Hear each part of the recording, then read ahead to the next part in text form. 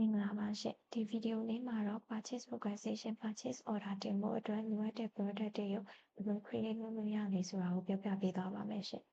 ပထမဆုံးတော့ဒီ purchase module လေးမှာပဲဒီ product ရဲ့အောက်က product တွေကိုဝင်လိုက်ပါမယ်ရှင်အဲ့ဒါဆိုရင်ဒီမှာက create လုပ်ထားတဲ့ product တွေကိုမြင်ရမယ်ပေါ့နော်ကိုက product အသစ်တစ်ခု create လုပ်ချင်တယ်ဆိုရင်ဒီ new button လေးကနေပဲသွားလို့ရပါတယ်ရှင်ဒီမှာဆိုရင် product name လေးထည့်ပေးလို့ရပါတယ်ရှင်ဆိုရင်တော့ test product 1လို့ပေးလိုက်ပဲပေါ့နော် product name လေးထည့်ပေးသွားရင်ဆိုရင်တော့ဒီအောက်မှာ can be sold can be purchased အဲ့ဒါလေးတွေရွေးပေးလို့ရပါတယ်ရှင်ဒီအောက်မှာ product type မှာဆိုရင်လည်း consumable လား service လား storable product လားဆိုပြီးတော့ရွေးပေးလို့ရပါတယ်ရှင်ဒါတော့ storable product လို့ထားလိုက်ပဲပေါ့နော်ပြီးရင် unit of measurement လေးတွေလည်းရွေးပေးလို့ရပါတယ်ရှင်ဒီမှာလည်းဒီ search mode ကနေသွားပြီးတော့ကိုကြိုက်တဲ့ unit of measurement လေးထည့်ပေးလို့ရပါတယ်ရှင်နောက်ပြီးရင်ကိုက sale price တည်ရဆိုရင်လည်း sale price ထည့်လို့ရပါတယ်ရှင်တကယ်လို့ test ပါရင် test ထည့်ပေးလို့ရတယ်လို့မပါရင်လည်းဖြုတ်ပေးထားလို့ရပါတယ်ရှင်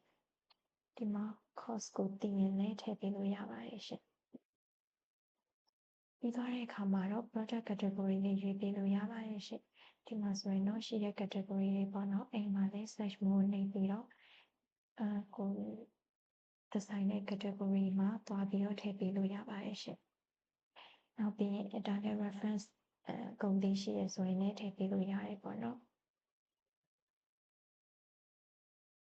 အဲ့လိုထည့်ပေးပြီးသွားပြီဆိုရင်တော့ဒီ save button လေးနဲ့ save လုပ်လိုက်ရင် product လေးအသစ်လေးတစ်ခု create ပြီးသားဖြစ်သွားပါပြီရှင်အဲ့လိုကနေမဟုတ်ဘဲနဲ့ဖြစ်ပြီးသား product တစ်ခုကို duplicate လုပ်ပြီးတော့လည်း product အသစ်တစ်ခု create လုပ်လို့ရပါတယ်ရှင်။ဥပမာအပြင်ဒါလေးရရှိပြီးသား product လေးပေါ့နော်။ဒီဘေးက setting icon လေးရှိပါတယ်ရှင်။အဲဒီကနေပြီးတော့ duplicate လေးကိုနှိပ်လိုက်မယ်ဆိုရင်ဒီမှာ copy ဆိုပြီးတော့ product လေးအသစ်တစ်ခုပေါ်လာပါလိမ့်မယ်ရှင်။အဲဒီမှာဆိုရင် product name မှာကိုလိုချင်တဲ့ product နာမည်လေးထည့်ပေးလို့ရပါတယ်ရှင်။ဒီအောက်မှာဆိုရင်လည်း unit of measurement တို့ product type တို့ကိုလိုသလိုပြောင်းပေးလို့ရပါတယ်ရှင်။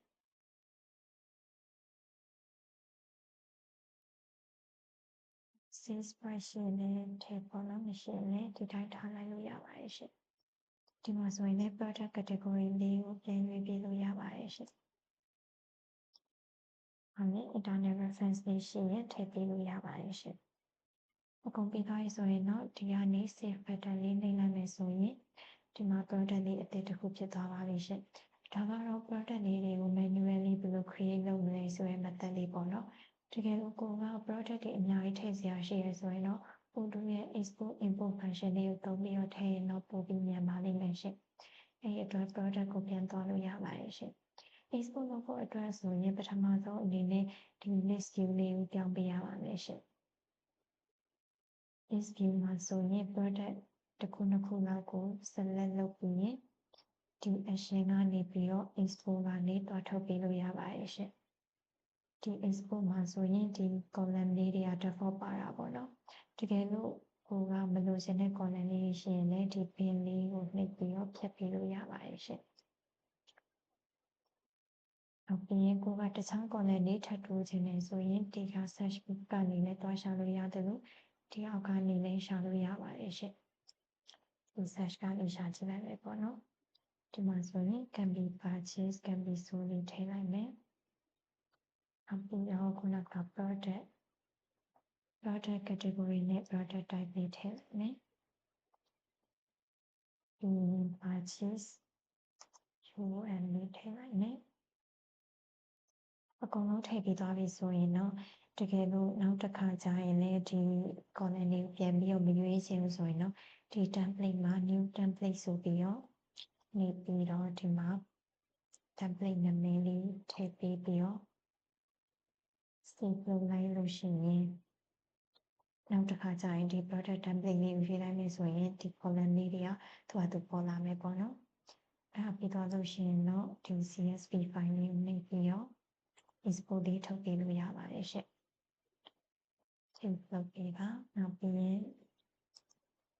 ဒီ file လေးကိုတွားပြီးတော့ ကိုလိုသလိုပြင်ပေးလို့ရပါတယ်ရှင်ဒီမှာဆိုရင် product name လေးပြင်ပေးမယ်ပေါ့နော် internet reference ကလည်း unit ဖြစ်ရမှာဖြစ်တဲ့အတွက်ကြောင့်မလို့ဒီမှာသူနဲ့သက်ဆိုင်တဲ့ internet reference တွေထည့်ပေးလို့ရပါတယ်ရှင်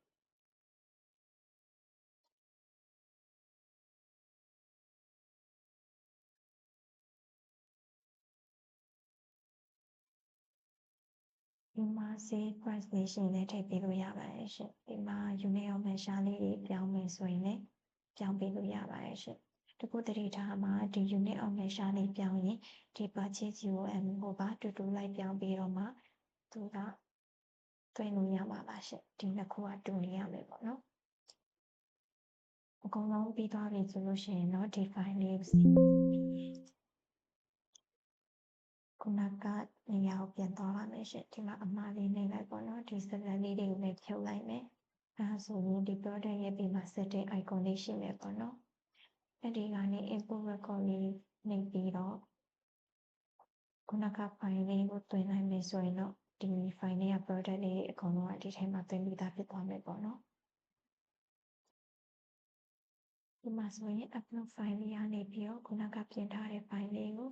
open လုပ်လိုက်ရင်တင်လို့ရပါပြီရှင်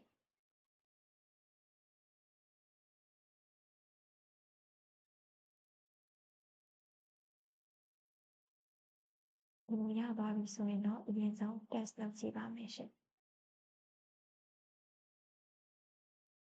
test လုပ်ကြည့်လိုက်လို့ valid လို့ပေါ်လာပြီဆိုလို့ရှိရင်ဒီ product လေးတွေကို import လုပ်လို့ရပါပြီရှင်အဲ့ဒါဆိုရင်တော့ခုနက file ထဲမှာရှိတဲ့ product လေးနှစ်ခုကိုဒီထဲမှာ create လုပ်ပြီးသွားပြီပေါ့နော်အဲ့တော့ product တွေအများများသွင်းစရာရှိတယ်ဆိုလို့ရှိရင်ဒီလိုနည်းလမ်းလေးနဲ့သွင်းတာပို့ပြီးတော့မြန်မယ်ပေါ့နော် product အသစ်လေးတွေကို create လုပ်တာကတော့ဒီလောက်ပဲပေါ့နော်ကိုကရှိပြီးသား product တွေကိုပြင်ချင်တယ်ဆိုလို့ရှိရင်ခုနကလိုပဲ manual လေးနဲ့သွားလို့ရပါတယ်ရှင်ဥပမာဒီ product လေးကိုပြင်ချင်တယ်ဆိုလို့ရှိရင်ဒီ product လေးကိုအရင်နှိပ်လိုက်မယ်ပေါ့နော်ဒီထဲမှာကိုပြောင်းချင်တဲ့ fee လေးတွေကိုပြောင်းလို့ရပါတယ်ရှင်မှာ0ထားလိုက်မယ်ဆိုရင်နောက်ပြီးရင်ကိုပြောင်းချင်တာလေးတွေအကုန်ပြောင်းပြီးသွားပြီဆိုလို့ရှိရင်တော့ဒီက save button လေးနဲ့ save လုပ်လိုက်ရင်ဒါလေးကတော့ manual လေးပြင်တာပေါ့နော်တကယ်လို့ကိုကပြင်စရာတွေများရင်ဆိုလို့ရှိရင်ခုနကလိုပဲ Excel file လေးထုတ်ပြီးတော့ပြင်လို့ရပါတယ်ရှင်အဲ့ဒီအတွက်ဆိုရင်လည်းခုနကအတိုင်း list view ကိုသွားပြီးတော့ကိုပြင်ချင်တဲ့ product လေးတွေအကုန်လုံးရွေးလိုက်မယ်ပေါ့နော်ရွေးပြီးသွားပြီဆိုလို့ရှိရင်ခုနကအတိုင်းပဲ export ကနေသွားပါမယ်ရှင်ဒါပေမဲ့ဒီမှာတစ်ခုမတူတာကကြတော့ကိုကရှိပြီးသား record တွေကိုပြင်ချင်တာဖြစ်တဲ့အတွက်ကြောင့်မလို့ I want to update data လေးကိုရွေးပေးရပါမယ်ရှင်အဲ့ဒါပြီးလို့ရှိရင်ဒီဘက်မှာကိုပြင်ချင်တဲ့ column လေးတွေထည့်ပေးမယ်ပေါ့နော်ပြီးရင် CSV လေးကိုရွေးပြီးတော့ export လုပ်ပေးလို့ရပါပြီရှင်ဒီမှာ save လုပ်လိုက်မယ်ပြီးရင်တော့ဒီ file ထဲမှာသွားပြင်လို့ရပါတယ်ရှင် import လုပ်တဲ့ process ကတော့ခုနကနဲ့အတူတူပါပဲရှင်ဟုတ်ကဲ့ဒါကတော့ product အသစ်လေးကိုဘယ်လို create လုပ်မလဲဆိုတာရယ်နောက်ပြီးတော့ရှိပြီးသား product လေးတွေကိုဘယ်လိုပြင်လို့ရလဲဆိုတာရယ်ပြပြပေးသွားတာဖြစ်ပါတယ်ရှင်ကျေးဇူးတင်ပါတယ်